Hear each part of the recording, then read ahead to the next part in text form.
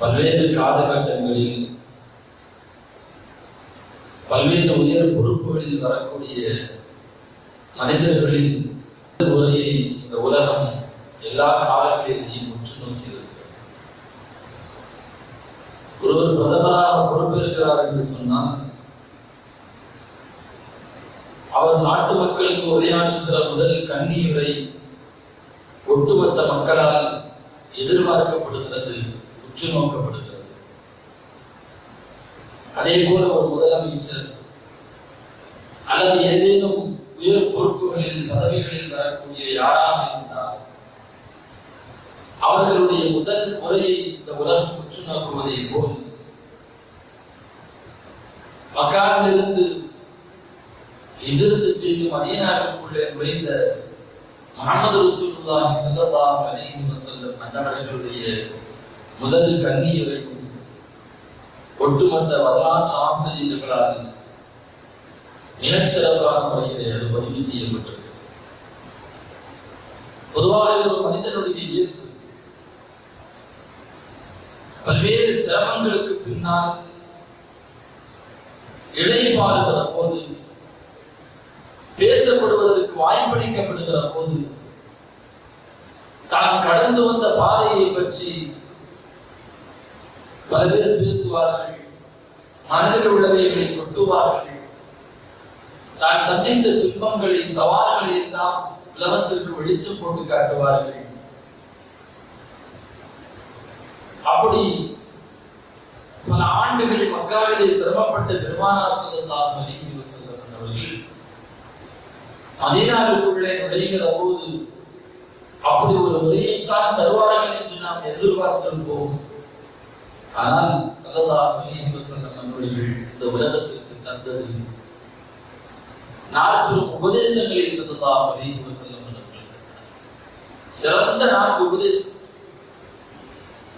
இந்த 4 உபதேசங்களை, இந்த 4 பண்புகளை நீங்கள் பெற்றுக் கொண்டீர்கள் என்று சொன்னால் ததுகுலுல் ஜன்னத பிஸ்ஸலாம், சொர்க்கத்தில் சலாமத்தான முறையில் ஆரோக்கியமான முறையிலே நீங்கள் நுழைவீர்கள் என்றும் முஹம்மது ரசூலுல்லாஹி ஸல்லல்லாஹு அலைஹி வஸல்லம் அவர்கள் வாக்களித்தார்கள், வாதா செய்தார்கள்.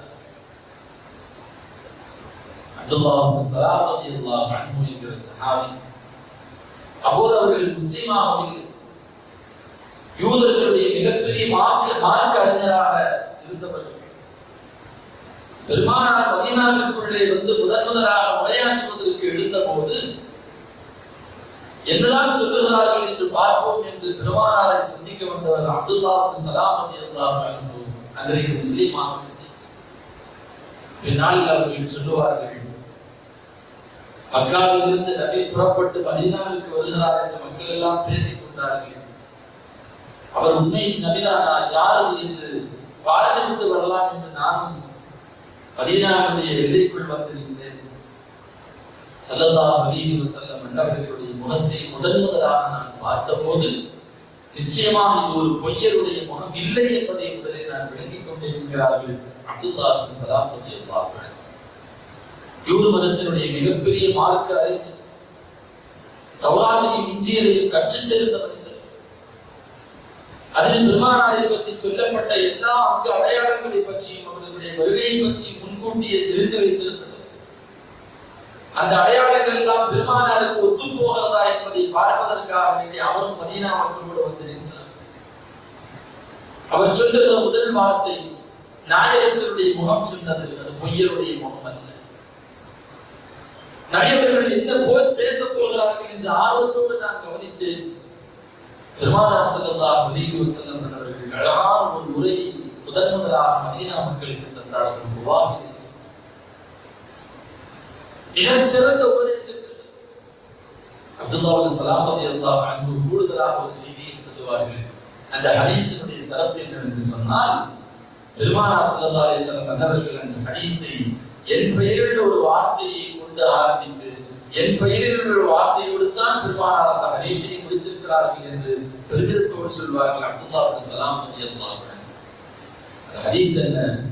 அப்துல்லாஹ் இப்னு ஸலாம் ரலியல்லாஹு அன்ஹு அறிவிக்கின்றார்கள், நபி அவர்கள் சொன்னார்கள், அஃஷு ஸலாம், உங்களுக்கு இடையே நீங்கள் ஸலாத்தை அதிகமாக நீங்கள் பரப்புங்கள். இரண்டாவது அத்இமு த்ஆம், பசிக்கக்கூடியவர்களுக்கு, ஏழைகளுக்கு நீங்கள் உங்களால் முடிந்த உதவிகளை செய்யுங்கள், அவர்களுக்கு உணவளியுங்கள். மூன்றாவது சொன்னார்கள் வசிலுல் அர்ஹாம், குடும்ப உறவுகளை நீங்கள் பேணி வாழ்ந்து கொள்ளுங்கள். நான்காவது சொன்னார்கள் வஸல்லூ பில்லைலி வன்னாஸு நியாம், மக்கள் எல்லாம் உறக்கத்தில் இருக்கிற போது நீங்கள் எடுத்து ரப்பை வணங்குங்கள், தொழுதுங்கள்.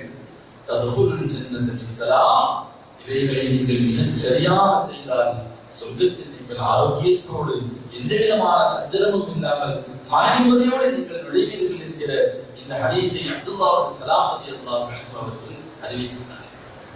கணிதத்துக்குரியவர்களே, ஒரு மனிதன் நல்வாழ்வு பெற வேண்டும் என்று சொன்னார்.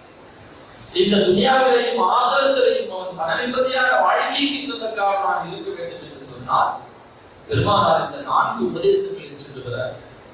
சுருக்கமாக சொன்னார், ஒட்டுமொத்த ஒரு மனித வாழ்க்கைக்கான ஒட்டுமொத்த சாராம்சமும் இந்த 4 பண்புகளுக்குள்ளே அடங்கியது. முதலாவது செய்தி அஃஷுஸ் ஸலாம், உங்களுக்கு இடையிலே சலாத்தை அதிகமாக பரப்பும். எந்த முஸ்லிமை எங்கு சந்தித்தாலும் அவர்களுக்கு முதலிலே சலாம் சொல்லுங்கள். ஸல்லல்லாஹு அலைஹி வஸல்லம் அவர்கள் சொன்னார்கள், கியாமத்துடைய நாளில் சிறிய அடையாளங்களில் ஒன்று தெரிந்தவர்களுக்கு மட்டும் சலாம் சொல்வது என்றார்கள் ஸல்லல்லாஹு அலைஹி வஸல்லம் அவர்கள். இன்றைக்கு கண்கூடாக நாம் பார்க்கிறோம். தெரிந்தவர்களாக இருந்தால் சலாம் சொல்லுவோம், தெரிந்தவர்களை சந்திக்கிற போது சலாம் சொல்லுவோம். ஆனா பக்கத்தில் இன்னொருத்தர் வெளியூர்காரராக இருக்கார், யாரும் தெரியலன்னு சொன்னா அவருக்கு நாம் சலாம் சொல்வதில்லை என்கிற இந்த உண்மைகளையே நாம் ஏற்றுக்கொண்டுதான் ஆகும். பெருமானார் கியாமத்தினுடைய நெருக்கத்தின் சிறிய அடையாளங்கள் இது ஒன்று என்று பெருமானார் ஸல்லல்லாஹு அலைஹி வஸல்லம். எனவே எல்லோருக்கும் சலாம் சொல்ல வேண்டும். ஒரு முஸ்லிமை சந்தித்தால் அந்த முஸ்லிமுக்கு செய்ய வேண்டிய 5 விதமான கடமைகளில் ஒன்று பெருமானார் ஸல்லல்லாஹு அலைஹி வஸல்லம் அவர்கள் சலாம் சொல்லுங்கள். எவர் ஒருவர் சலாத்தை முந்திக் கொண்டு சொல்கிறாரோ, யார் முதலாக சலாத்தை முந்திக் கொண்டு சொல்கிறாரோ, அவர் பெருமை அளிக்கக்கூடியவர்களுடைய பட்டியலில் இருந்து அல்லாஹ் அவருடைய பெயரை நீக்கப்படுகிறார் என்றார்கள் ஸல்லல்லாஹு அலைஹி வஸல்லம். அல்லாஹ்விடத்திலே உயர்ந்த அந்தஸ்திற்கு அவர் சொந்தக்காரராக மாறுகிறார் என்றார்கள் ஸல்லல்லாஹு அலைஹி வஸல்லம். நின்று கொண்டிருக்கக்கூடியவர், அமர்ந்திருக்கக்கூடியவருக்கு சலாம் சொல்லுங்கள். வாகனத்தில் செல்லக்கூடியவர், நடந்து போகக்கூடியவருக்கு சலாம் சொல்லட்டும். அமர்ந்திருப்பவர், படுத்திருக்கக்கூடியவருக்கு சலாம் சொல்லட்டும். சிறியவர் பெரியவருக்கு சலாம் சொல்லட்டும். சிறிய கூட்டம் பெரிய கூட்டத்திற்கு சலாம் சொல்லட்டும் என்று சலாத்தினுடைய ஒழுங்குமுறையை ஸல்லல்லாஹு அலைஹி வஸல்லம் அவர்கள் கடைபிடிக்க சொன்னார்கள். இந்த சமூகம் சலாத்தை பரப்பிக் கொண்டே இருக்க வேண்டும். ஆதம் அலைஹிஸ்ஸலாத்து வஸலாம் அவர்களை அல்லாஹ் முதன்முதலாக படைத்த போது ஆதம் அலைஹிஸ்ஸலாம் சொன்னார், நீங்க வானவரிடத்திலே போய் அஸ்ஸலாமு அலைக்கும் என்று நீங்கள் அவரிடத்திலே சொல்லுங்கள். அவர்கள் எதை பதிலாக சொல்லுகிறார்களோ அதுதான் உங்களுடைய சந்ததிகளுக்கு நான் தரக்கூடிய காணிக்கை என்று ஆதம் அலைஹிஸ்ஸலாத்து வஸலாம் அவர்களுக்கு அல்லாஹ் சொல்லி இருக்கிறான். அவர்கள் மலக்குமார்களுக்கு சலாம் சொன்னார்கள். மலக்குமார்கள் அலைக்கும் ஸலாம் வ ரஹ்மத்துல்லாஹ் என்கிற அந்த வார்த்தையை சேர்த்து சொன்னார்கள். இந்த உம்மத்திற்கு அல்லாஹ்வினால் வழங்கப்பட்ட ஒரு காணிக்கை சலாம். வீட்டில் பரக்கத்து வேண்டுமா? பெருமானார் சலாத்தை சொல்லி சொன்னார்கள். வீட்டில் இருக்கக்கூடிய குடும்பத்தில் சஹாபா ரசூல் ஸல்லல்லாஹு அலைஹி வஸல்லம் வந்தார். யார் சொல்றா, ஏராளமான கடன் பிரச்சனை, ஏராளமான குடும்ப பிரச்சனைகள், ரொம்ப சிரமப்படுறேன், கடன் தொல்லையால் சிரமப்படுகிறேன், பொருளாதாரத்தில் எனக்கு தண்ணி விடவில்லை என்று பெருமானாரிடத்திலே வைத்த போது ஸல்லல்லாஹு அலைஹி வஸல்லம் அவர்கள் சொன்னார்கள், நான் சொல்லக்கூடிய செய்தியை, காரியத்தை நீ கடைபிடித்து வா. உன் வீட்டுக்குள்ள நீ போகும்போது உள்ளே இருக்கக்கூடியவர்களுக்கு நீ சலாம் சொல்ல வேண்டும், வெளியே வரும்போதும் சலாம் சொல்லிக் கொண்டு வர வேண்டும். அதே போல வீட்டிற்குள் நுழைவதற்கு முன்னால் 3 முறை சூரா இஹ்லாஸ் குல்ஹுவல்லாஹ் சூராவை ஓதிக்கொள் என்று பெருமானார் ஸல்லல்லாஹு அலைஹி வஸல்லம் அவர்கள் சொன்னார்கள். அதே போன்று செய்து கொண்டு வந்த அந்த சஹாபி சில நாட்களுக்கு பிறகு நாயகத்திலே வந்தார்கள். நாயகமே, அல்லாஹ் பொருளாதாரத்திலே ஒரு பெரும் கொண்ட பரக்கத்தை எனக்கு செய்து விட்டான். நான் மட்டுமல்ல, என்னோடு சேர்த்து என் பக்கத்து வீட்டுக்காரர்களுடைய சிரமங்களும் இதனால் தீர்ந்திருக்கிறது என்று பெருமிதத்தோடு பெருமானார் ஸல்லல்லாஹு அலைஹி வஸல்லம் நம்மிடத்தில் பேசிய செய்தி வரலாற்றிலே பதிவு செய்யப்பட்டது. சலாம் என்பது நாம் சாதாரணமாக நினைக்கிறோம். நம்முடைய வீடுகளுக்குள் இருக்கக்கூடிய மனைவிமார்களுக்கு, நம்முடைய தாய்மார்களுக்கு, பெற்றோர்களுக்கு, நம்முடைய உறவினர்களுக்கு சலாம் சொல்வதை அது ஒரு கூச்சமாக நாம் நினைக்கிறோம். ஸல்லல்லாஹு அலைஹி வஸல்லம் அவர்கள் பரக்கத்தில் இருந்து கொண்டு வருகிறார்கள். அந்த வீட்டில் ஷைத்தான் குடியிருக்க முடியாது என்கிறார்.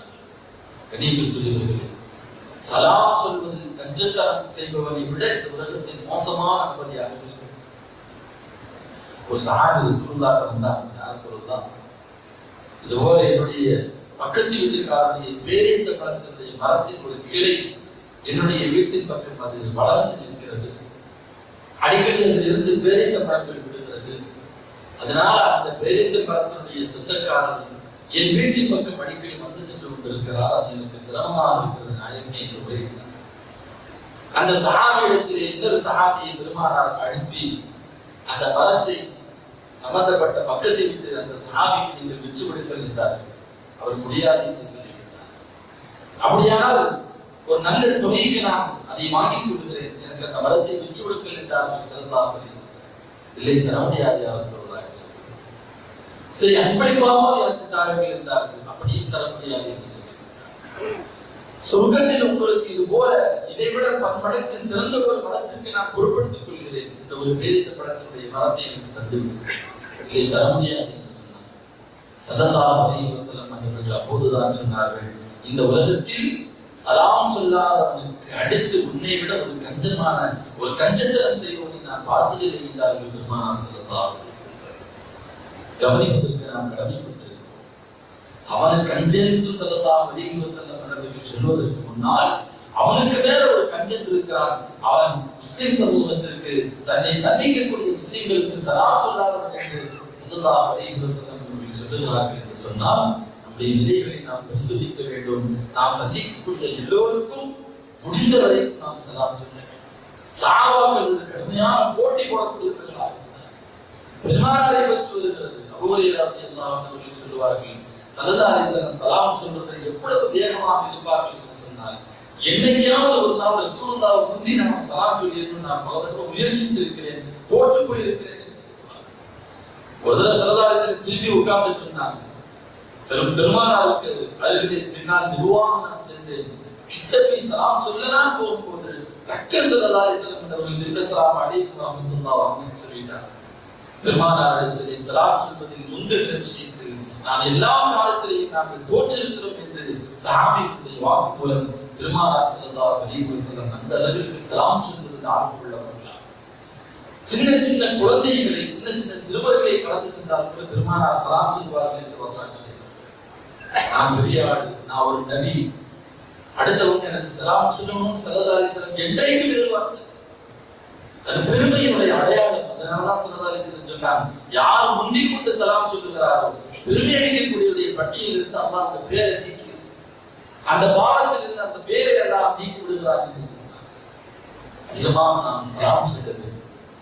ரலியல்லாஹு அன்ஹு அவர்கள் ஸல்லல்லாஹு அலைஹி வஸல்லம் அவர்கள் வஃபாத்தான அந்த தருணம் சஹாபாக்கள் எல்லாம் கவலையிலே மூழ்கி இருக்கக்கூடிய தருணம். உஸ்மான் ரலியல்லாஹு அன்ஹு அவர்கள் அமர்ந்திருக்கிறார்கள் கவலையிலே. உமர் ரலியல்லாஹு அன்ஹு அவர்கள் சலாம் சொன்னாங்க. உஸ்மான் ரலியல்லாஹு அன்ஹு வந்ததும் தெரியவில்லை, அவர் கடந்து போனதை இவர் கவனிக்கல, சலாம் சொன்னதையும் கேட்கல.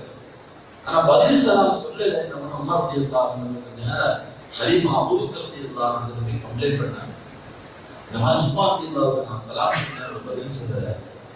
கலீஃபா அவர்களும் இதை ஒரு பெரிய பிரச்சனையாக எடுத்துக்கொண்டு உமர் ரலியல்லாஹு அன்ஹு கூட்டிக் கொண்டு உஸ்மான் ரலியல்லாஹு அன்ஹு வந்துட்டாங்க. உமர் ரலியல்லாஹு சலாம் சொன்னாங்கன்னா எனக்கு பதில் சொல்லல, அல்லாஹ் மேல சத்தியமா எனக்கு அப்படி ஒரு விஷயம் நடந்ததே தெரியாது என்றார்கள். உமர் ரலியல்லாஹு சத்தியம் பண்ணாங்க, அல்லாஹ் மேல சத்தியமா நான் சலாம் சொன்னேன், நீங்க பதில் சொல்லல, அப்படிதான் நடந்துக்கிட்டீங்க. உஸ்மான் ரலியல்லாஹு அன்ஹு சொன்னார்கள், இல்லை நான் வேற ஏதோ ஒரு சிந்தனையில் இருந்தேன், உமர் ரலியல்லாஹு அன்ஹு அவர்கள் வந்ததோ சலாம் சொன்னதோ எதுவும் எனக்கு எந்த உணர்வும் இல்லை, நான் கவனிக்கவில்லை என்று சொன்னபோது அபூபக்கர் சித்தீக் ரலியல்லாஹு அன்ஹு அவர்கள் உஸ்மான் ரலியல்லாஹு அன்ஹு சத்தியத்தை தான் சொல்லுகிறார்கள், அவங்க பொய் சொல்லலைன்னு சொல்லி அந்த இடத்தில் நாம் கவனிக்க வேண்டிய ஒரு நீண்ட சம்பவம். அந்த இடத்தில் அபூபக்கர் சித்தீக் உஸ்மான் ரலியல்லாஹு அன்ஹு அவர்கள் பதில் சலாம் சொல்லவில்லை என்பதை ஒரு பெரிய பிரச்சனையாக அன்றைக்கு சஹாபாக்கள் அந்த அளவுக்கு சலாத்திற்கு அவர்கள் முக்கியத்துவம் கொடுத்தார்கள். காரணம், ஒரு முஸ்லிம் என்ற முஸ்லிம் அஸ்ஸலாமு அலைக்கும் சொல்றதும் வலைக்கும் சலாம் சொல்றதும் சாதாரண வார்த்தை அல்ல, அல்லாஹ்வுடைய வார்த்தை. சலாம் என்கிற வார்த்தை அஸ்மாஉல் ஹுஸ்னால ஒரு வார்த்தை, அல்லாஹ்வுடைய பெயர். அதை கொண்டு துஆ செய்கிற போது அல்லாஹ் பல்வேறு விதமான பிரச்சனைகளை, ஆபத்துகளை அந்த ஒரு சின்ன துஆவின் மூலமாக பார்க்கிறார். எனவே சலாம் சொல்வதில் நாம் கவனம் கொள்ள வேண்டும். இரண்டாவது ஸல்லல்லாஹு அலைஹி வஸல்லம் அவர்கள் சொன்னார்கள், அத்தனையும் தஆ, ஏழைகளுக்கு உணவளியுங்கள். வாய்ப்பு கிடைக்கிற சமயத்தில் எல்லாம் ஏழைகளுக்கு உணவளியுங்கள். இந்த உலகத்தில் எல்லோருக்குமான பொதுவான ஒரு விஷயம் பசி என்பது. ஏழைகளுக்கு பசிக்கும், பணக்காரர்களுக்கும் பசிக்கும், எல்லா ஜீவராசிகளுக்கும் அல்லாஹ் பசியை பொதுவாக ஸல்லல்லாஹு அலைஹி வஸல்லம் அவர்கள் தான் ஏழைகளுக்கு உணவளிக்கக்கூடிய விஷயத்தில், அவர்களுக்கு உதவி செய்யக்கூடிய விஷயத்தில் ஏராளமான நன்மாராயங்களை சொன்னார்.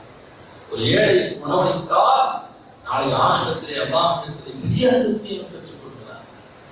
ஏழைகளுக்கு உணவளிக்க மறுத்தால் நாளை ஆகிரத்திலே அல்லாஹ்விற்கு முன் நின்று வாதாடுகிறார் என்றார்கள் ஸல்லல்லாஹு அலைஹி வஸல்லம். உன்கிட்ட நான் சாப்பாடு கேட்டேன், நீ கொடுக்கறீங்க. ரப்பே, நீ எப்ப என்கிட்ட சாப்பாடு கேட்ட? உனக்கு எப்ப தான் சாப்பாடு தேவைப்படும்? உனக்கு தேவைப்படாத, நீ சவலாச்சு, தேவையற்றவனாச்சு. இல்லை, இந்த நேரத்தில் உன்னிடத்தில் ஒரு ஏழை தன்மை தேவைக்காக பசிக்காக என்னிடத்திலே வந்தார். நீ உணவை தந்திருந்தால் அங்கே நீ என்னை கண்டிருப்பாய் என்று அல்லாஹ் படைக்காடுவதாக பெருமானார் ஸல்லல்லாஹு அலைஹி வஸல்லம். ஒரு ஏழைக்கு உணவளிப்பது என்பது சாதாரணமான வாக்கியமானது. நுஸ்ரத்துல் மஜாலிஸ் என்று சொல்லக்கூடிய ஒரு வரலாற்று கிதாபில் பதிவு செய்யப்படுகிறது. மதீனாவில் கடுமையான பஞ்சம், உணவு தட்டுப்பாடு. எங்கேயாவது காசு பணங்கள் கையில் இருக்கு, ஆனா தானியங்கள் கிடைக்கல. மக்கள் ரொம்ப சிரமத்தில் இருந்த சமயத்தில் யமன் தேசத்திலிருந்து ஒரு பெரும் கொண்ட ஒட்டகங்களில் ஏராளமான தானியங்கள் மதீனாவுக்குள்ளே வியாபாரத்திற்காக வேண்டி விடுகிறது. யாரை என்று விசாரித்து பார்த்தால் அவர்களுக்கு சொந்தமான ஒட்டகங்கள். இடத்திலே வியாபாரிகள் தான் போனாங்க. சுவாமி அவர்களே, இந்த மாதிரி மதீனாவில் கடுமையான பஞ்சம் ஏற்பட்டிருக்கிறது, மக்களுக்கு எல்லாம் தானியங்கள் தேவைப்படுகிறது. இந்த நேரத்தில் இந்த தானியத்தை வியாபாரிகளாக எங்களுக்கு நீங்க தந்தீங்கன்னு சொன்னா மக்கள்கிட்ட நாங்க அதை என்ன செய்வோம், விற்பனை செய்வோம், நாங்க கொஞ்சம் கூடுதலா வைப்போம், எங்களுக்கும் அது ஒரு லாபம் கிடைக்கும். சில மனிதர்கள் வந்து பேசினாங்க. சுவாமி கேட்டார்கள், எவ்வளவு தருவீங்க? 2 மடங்கு காசு தரும். இல்ல அதை விட ஒரு ஆள் கூடுதலா தரேன்னு சொல்லி இருக்கிறாங்க. அப்படின்னா 3 மடங்கு தரணும். இல்ல இன்னும் 10, ஏன்னா இன்னொரு ஆள் அதை விட கூடுதலா தரேன்னு சொல்லி இருக்கிறார். 4 என்று பேசினார்கள், 5 என்று பேசினார்கள். 5 மடங்கு அதிகமா காசு தரம் கொடுங்க. இல்ல அதை விட ஒரு ஆள் அதிகமா பேசி இதுக்கு மேல எப்படி விலை நிர்ணயிக்க முடியும்? 5 மடங்குங்கிறது ரொம்ப அதிகமா. சுவாமி அவர்கள் சொன்னார்கள், இல்லை, என்னுடைய ரப்பி என்னோடு வியாபாரம் செய்திருக்கிறார், ஒன்றுக்கு 10 மடங்கு தருவதாக வாக்களித்திருக்கிறார். எனவே இந்த தானியங்கள் அனைத்தையும் மக்களுக்கு நான் இலவசமாகவே தந்து விடுகிறேன், அதற்கு உங்களை நான் சாட்சியாக்குகிறேன் என்று சுவாமி அவர்கள் ஒட்டுமொத்த தானியத்தையும் மதீனாவுக்கு கொடுத்து விருந்து கொண்டார்கள். ஏழைகளுடைய பசியை ஆற்றினார்கள். அதற்கு அரசு அவர்கள் சொல்லுகிறார்கள், அன்னைக்கு ராத்திரி பெருமானார் ஸல்லல்லாஹு அலைஹி வஸல்லம் வந்தவர்களை நான் கனவிலே கண்டேன். பெருமானார் ஸல்லல்லாஹு அலைஹி வஸல்லம் வந்தவர்கள் ஒரு கருப்பும் வெள்ளையும் கலந்து குதிரையிலே ஒரு ஒளிமயமான ஆடையை அணிந்து விட்டு பெருமானார் எங்கேயோ புறப்பட்டு வேகமாக சென்று கொண்டிருக்கிற போது நான் பெருமானாருக்கு சலாம் சொன்னேன். ஸல்லல்லாஹு அலைஹி வஸல்லம் அவர்கள் பதில் சலாம் சொல்லிவிட்டு, அனஸே, உனக்கு செய்தி தெரியுமா? மதீனாவிலே ஏற்பட்ட பஞ்சம், மக்கள் எல்லாம் பசி பட்டினியிலே வாடிய போது உஸ்மான் ரலியல்லாஹு அன்ஹு அவர்கள் இன்றைக்கு செய்த அந்த பேருபகாரத்திற்கு பலமாக ஒரு ஊரிலே உஸ்மான் ரலியல்லாஹு அன்ஹு அவர்களுக்கு அல்லாஹ் திருமணம் செய்து வைக்கிறான். அதற்கான விருந்து அழைப்பு கொடுக்கப்பட்டிருக்கிறது. அதனால் தான் அவசரமாக நாம் சென்று கொண்டிருக்கிற பெருமானார் ஸல்லல்லாஹு அலைஹி வஸல்லம் அவர்களுடைய வார்த்தை அனஸ் ரலியல்லாஹு அன்ஹு அவர்கள் இந்த உம்மத்திற்கு சொல்லியிருக்கிறார்கள். ஏழைகளுக்கு உணவளிக்கக்கூடிய அந்த வாக்கியம் சாதாரணமாக ஏதாவது வாழ்க்கையில் நாம் ஒரு உறுதிமொழி எடுக்கணும். நான் வாழும் காலம் எல்லாம் யாரோ ஒரு ஏழைக்கு என்னால் முடிந்த அவர்களுக்கான வாழ்வாதாரத்தை ஒவ்வொரு மாதமும் நான் கொடுத்துக் கொண்டிருக்கிறேன். ஏதாவது ஒன்று செய்யணும், என்னால் அவர்கள் வாழ்ந்து கொண்டிருக்க வேண்டும், அவர்கள் பசியாய் கொண்டிருக்க வேண்டும் என்கிற உறுதிமொழியை பொருளாதாரம் படைத்த ஒவ்வொரு மனிதர்களும் அப்படிப்பட்ட ஒரு உறுதிமொழியை எடுக்க வேண்டும். அல்லாஹ் பின்னால் பெரிய பாக்கியத்தை வச்சிருக்கிறான். நிறைய சொல்வதற்கான நேரம் இல்லை. அத்தனையும் தான் ஏழைகளுக்கு நீங்கள் உணவளியுங்கள்.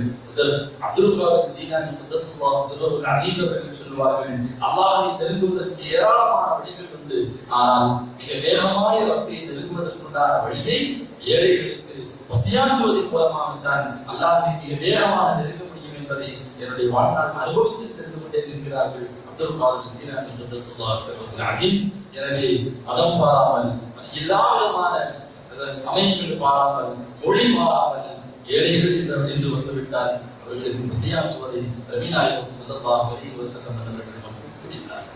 மூன்றாவது பெருமானார் சொன்னார்கள், சிறில் அர்ஹாம், குடும்பத்தினர்களை நீங்கள் சேர்ந்து வாழுங்கள், உறவுகளை சேர்ந்து வாழுங்கள். சாதாரணமான விஷயங்கள் இன்னைக்கு நாம் இபாதத்துல பெரிய கவனம் செலுத்தணும். நம்மள மாதிரி யாரும் குர்ஆன் ஓதுறது இல்லை, திக்ர் செய்யறது இல்லை, நம்மள மாதிரி யாரும் தொழுகிறது இல்லை, சுன்னத்துல கவனமா இருக்கிறது இல்லை, அடிக்கடி ஹஜ், அடிக்கடி உம்ரா எல்லாத்தையும் கச்சிதமாக செய்து விடுகிறதா? உறவுடைய விஷயத்துல பார்க்கும் போது அன்னை கூட பேசுறது இல்லை, தம்பி கூட பேசுறது இல்லை, பெரியத்தா பிள்ளை சின்னத்தா பிள்ளை, குடும்பத்தில் யாரோ ஒருவரோடு நாம் சண்டை போட்டுக் கொண்டிருக்கிறோம். நாம் ஒரு காலம் யோசிக்கணும், அல்லாஹ்வுடைய இபாதத்துகளை நாம் தூக்கி இருந்து விட்டு ஏன் உறவை பேணி வாழவில்லை என்ற ஒரு கேள்வி கேட்டால் நம்முடைய இபாதத்துல என்ன, நம்முடைய வறுமையிலே என்ன? அல்லாஹ் தஆலா குடும்ப உறவுகளை முதன்முதலாக படைத்த போது ஸல்லல்லாஹு அலைஹி வஸல்லம் சொல்றாங்க, முதன்முதலாக குடும்ப உறவுகளை எல்லாம் படைச்ச உடனே அந்த குடும்ப உறவுகள் அல்லாஹ்வுடைய ஆடையை பிடித்துக் கொண்டது. அல்லாஹ்வுடைய ஆடையை பிடித்துக் கொண்டது. அல்லாஹ் கேட்டார், என்ன வேண்டும் உனக்கு? ரப்பே நீ என்னை படைத்திருக்கிறாய், ஆனால் மக்கள் என்னை உதாசீனப்படுத்தி விட்டார், நான் என்ன செய்வேன்? அல்லாஹ் சொன்னான், குடும்பமே உறவே, உன்னை எவர்கள் சேர்ந்து வாழ்கிறார்களோ அவர்களை நானும் சேர்ந்து வாழ்வேன், எவர்கள் எல்லாம் உன்னை துண்டித்து விடுகிறார்களோ அவர்களை நானும் துண்டித்து விடுவேன் என்று அல்லாஹ் வாக்களித்ததாக நபிநாயகம் ஸல்லல்லாஹு அலைஹி வஸல்லம் அவர்கள் சொல்லுவார்கள். கண்ணியத்திற்குரியவர்களே, இபாதத் வேணும், குடும்ப உறவு அதை விட மிக முக்கியமானது. பெருமானார் ஸல்லல்லாஹு அலைஹி வஸல்லம் அவர்கள் உறவுகளின் பேணி வாழ்தல் விஷயத்தில் ஏராளமான எச்சரிக்கைகளை இந்த உலகத்திற்கு சொல்லியிருக்கிறார்கள். ஆயுள் நீடிக்க வேண்டுமா, பொருளாதாரத்தில் பறக்கத்து வேணுமா, ஸல்லல்லாஹு அலைஹி வஸல்லம் சொன்னாங்க, குடும்ப உறவுகளின் பேணி வாழ்தல். இன்னைக்கு ஆயுள் குறைந்து கொண்டே வருவதற்கான பின்னணியில் பெரும் கொண்ட ஆராய்ச்சியாளர்கள் விஞ்ஞானிகள் சொல்லக்கூடிய செய்தி மன அழுத்தம், ஸ்ட்ரெஸ் ரொம்ப ஜாஸ்தியாயிடுச்சு. மக்கள் எதையாவதை பற்றி சிந்தித்துக் கொண்டிருக்கிறார்கள். மன அழுத்தம் ஜாஸ்தியாகி எல்லா விதமான நோய்களையும் பிரச்சனைகளையும் கொண்டு வந்து அவருடைய வாழ்க்கையினுடைய நாட்களை ஆயுள் காலத்தை அது சுருக்கி விடுகிறது என்று சொல்லுகிறார்கள். 1400 ஆண்டுகளுக்கு முன்னாலேயே பெருமானார் சொன்னார்கள், மன அழுத்தம் இல்லாத, மன நிம்மதியான, பொருளாதாரத்தில் பறக்கத்துடைய நீண்ட ஆயுள் உங்களுக்கு வேண்டுமா, உங்களுடைய குடும்பத்தினர்களை நீங்கள் சேர்ந்து அவர்களுக்கான மரியாதையை நீங்கள்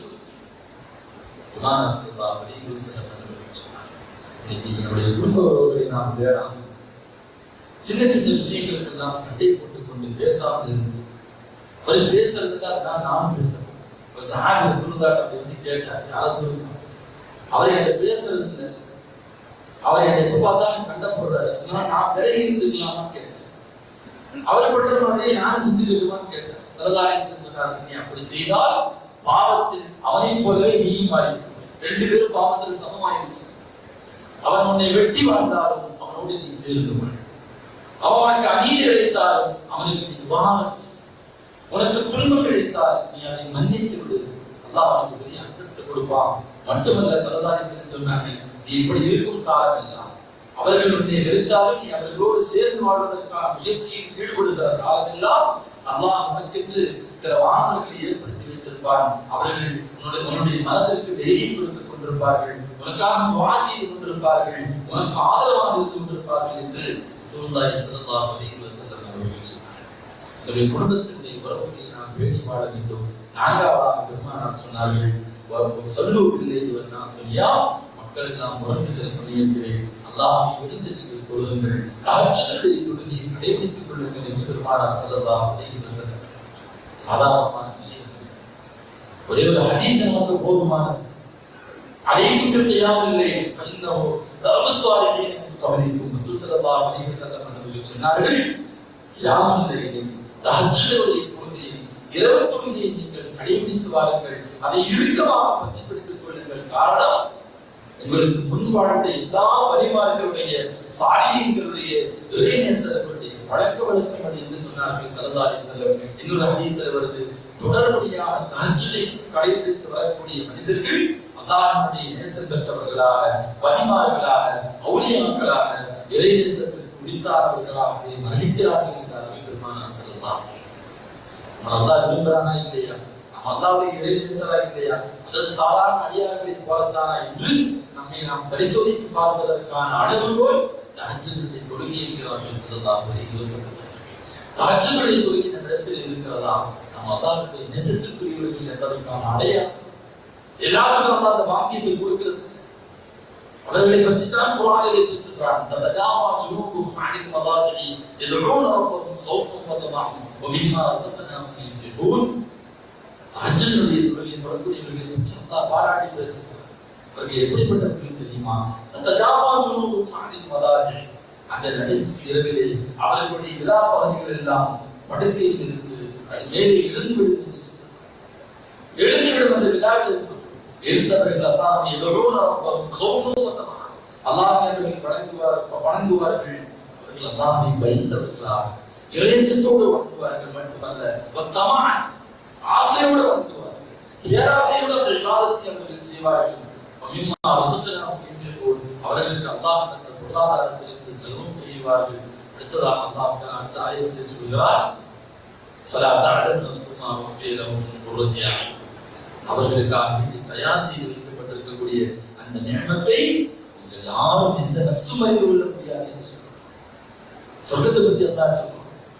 ஒரே ஒரு செய்தியை சொல்லி நான் நிறைவு செய்வேன். பெருமானார் ஸல்லல்லாஹு அலைஹி வஸல்லம் அவர்கள் சொன்னார்கள், சொர்க்கத்தில் ஒரு மாளிகை உண்டு, சொர்க்கத்தில் ஒரு மாளிகை உண்டு. அதனுடைய அழகு எப்படிப்பட்டது தெரியுமா?